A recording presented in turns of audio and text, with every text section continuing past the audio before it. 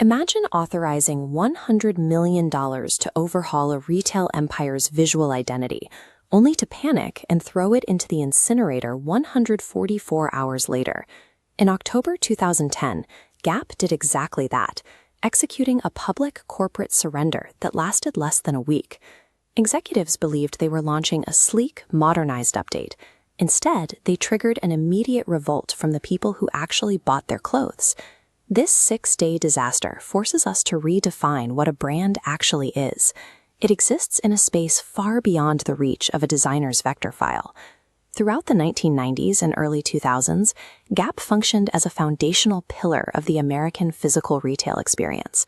In these environments, you didn't have to search for the storefront.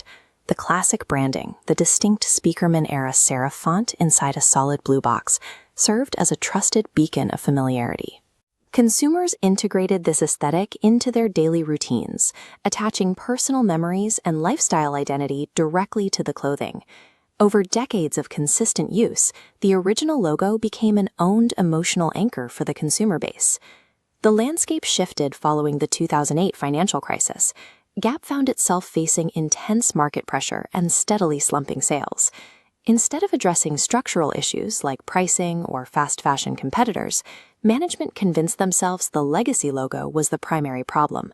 The internal mandate was to transition the company's image away from classic American and repackage it as modern, sexy, and cool. To achieve this, they adopted a strategy of blandification. They stripped away the brand's character in favor of a minimalist aesthetic, assuming that neutrality equated to digital innovation.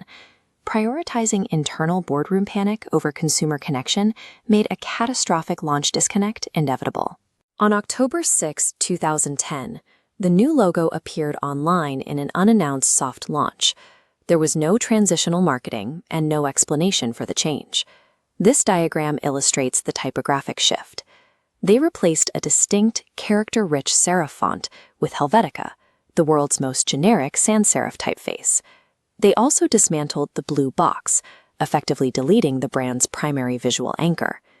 These combined changes reduced the brand's mental availability, causing it to blend into the background noise of the retail market. Erasing a visual beacon forces loyal consumers to actively relearn a brand's identity without providing a reason to do so. The internet reacted instantly. Within hours, the brand faced a flood of mockery, parody generators, and thousands of negative social media comments. This anger was a psychological revolt. Consumers felt their memories and identity had been betrayed by a company that hadn't bothered to consult them. Facing a public relations nightmare, executives attempted to reframe the finalized logo launch as an intentional crowdsourcing experiment. Opening the brand identity to public submissions offended professional designers and further confused the customer base. Attempting to crowdsource a logo as damage control destroys consumer trust, signaling that corporate leadership lacks strategic conviction.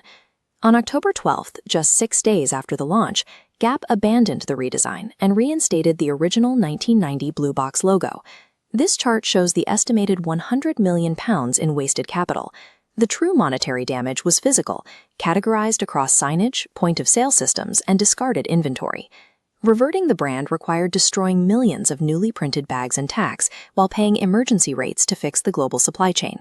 This financial wreckage demonstrates that a brand cannot impose a top-down visual dictate while ignoring the sentiment of its customers.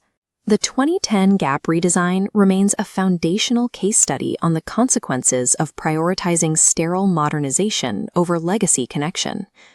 Brand equity is the sum of consumer memory and psychological attachment, assets that cannot be manufactured in a boardroom.